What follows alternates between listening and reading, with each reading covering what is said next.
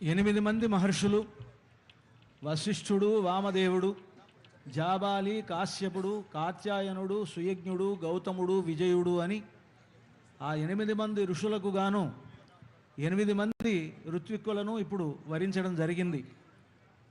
ఆ 8 మంది స్వామివారికి ఆనాడు పట్టాభిషేకాన్ని జరిపించారట. అభ్యషించన్ నరవ్యాఘ్రం ప్రసన్నేన సుగంధినా అని వాల్మీకి మహర్షి వర్ణిస్తారు. స్థలశాయి శ్రీనివాస రామానుజాచార్య శర్మాణం విశ్వామిత్రరూపిణం త్వాం వృణీమహే వృతోస్మి కరిష్యామీతి ప్రతివచనం.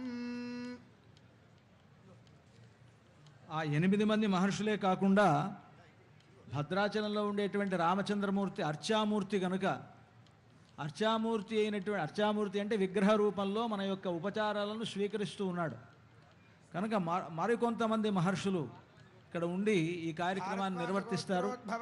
నిజానికి పట్టాభిషేక సమయంలో రామాయణంలో విశ్వామిత్రుడు లేడు, వాల్మీకి మహర్షి కూడా లేడు. కానీ ఇక్కడ వాల్మీకి మహర్షి రామాయణాన్ని రచించిన పట్టాభిషేక సమయంలో వాల్మీకి మహర్షి లేడు. ఆ సమయంలో అక్కడ అలాగే విశ్వామిత్రుడు లేడు. కానీ వారిద్దరూ ఇక్కడ పట్టాభిషేకంలో ఉంటారు. కారణం ఏమిటి అనంటే ఇది అర్చామూర్తి కనుక. ఆనాడు లేరు అనంటే కారణాలు వేరే కారణాలు. విశ్వామిత్రుడి యొక్క సందర్భం రామచంద్రమూర్తికి కళ్యాణం చేయడం వరకే ఆయన యొక్క పార్ట్ అనమాట. అందుకని ఆ కళ్యాణం చేసిన తర్వాత విశ్వామిత్రుడు అసలు కనిపించాల రామాయణంలో ఎక్కడ. ఆయన వెళ్ళిపోయాడు, హిమాలయాల్లో తపస్సు చేసుకోవడానికి వెళ్ళిపోయాడు. అలాంటి విశ్వామిత్రుడు కూడా ఇక్కడ భద్రాచలంలో జరిగేటువంటి ఈ పట్టాభిషేకంలో ఉండాలి అని సంకల్పం పెద్దలది.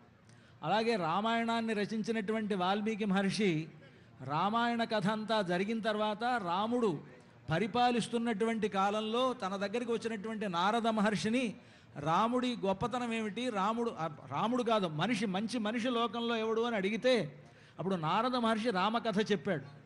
రామకథ చెప్పిన తర్వాత ఆయన విని రామకథ రాయడానికి పూనుకున్నాడు వాల్మీకి మహర్షి. కనుక ఆయనకు కూడా రాముడు పట్టాభిషేకం చూసేటువంటి అవకాశం ఆ రోజు కలగల. కనుక ఆ వాల్మీకి మహర్షి రూపంలో ఇక్కడ ప్రతిరోజు రామాయణ పారాయణ నిర్వర్తించే వాళ్ళు వాల్మీకి ఆ రామాయణంలో ఉండేటువంటి పట్టాభిషేక ఘట్టాన్ని పారాయణ చేయాలి. కనుక వాల్మీకిగా కూడా ఒక మహర్షి ఇక్కడ ఉండి ఈ కార్యక్రమాన్ని నిర్వర్తిస్తారు. కనుక ఈ విధంగా మనకు ఋత్విగ్వరణం అనేటువంటిది జరిగిన తర్వాత మనకు ఎదురుగా ఇక్కడ ఒక మండలాన్ని ఏర్పాటు చేశారు. పట్టాభిషేకంలో చూడండి, నిన్న కళ్యాణంలో ఇంత సామగ్రి లేదు, ఇంత కర్తువు లేదు. కానీ పట్టాభిషేకంలో ఇంత కర్తువు ఉంటుంది. ఎదురుగా మీకు మండపం ఏర్పాటు చేశారు. ఈ మండపంలో ఇక్కడ 9 కలశాలు ఉన్నాయి. ఈ 9 కలశాల్లోనూ నదులను, సముద్రాలని వీటిని ఆవాహనం చేస్తారు. తర్వాత ఒకవైపున రాముడికి సమర్పించేటువంటి పాదుకల దగ్గర నుంచి కిరీటం వరకు ఉండేటువంటి ఆభరణాలను, ఒకవైపు అష్టదిక్పాలకులు, బ్రహ్మ విష్ణు మహేశ్వరులు మొదలైనటువంటి వారిని ఆవాహనం చేసి ఈ విధంగా మండలారాధన అనేటువంటి జరుగుతుంది.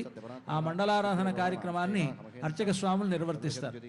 సర్వే స్వధర్మ కుశలా సర్వే రామపరావరాః సర్వే పట్టాభిషేకాఢ్యం కృతార్థం కురుతాదరాత్ ఇది ప్రార్థ్య పునః సంకల్ప్య ప్రాణాయామం కృత్వా ఓం ఓం ఓం సంకల్పిత భద్రాచల సీతా లక్ష్మణ సమేత శ్రీ రామచంద్ర స్వామినః మహాపట్టాభిషేకోత్సవాఖ్యే కర్మణి కలశస్థాపనం ఆరాధనం చ కరిష్యే మండలత్రయారాధనం కరిష్యేతి సంకల్ప్య చరణం పవిత్రమితి వారినా మహీం ప్రక్షాళ్య ఓం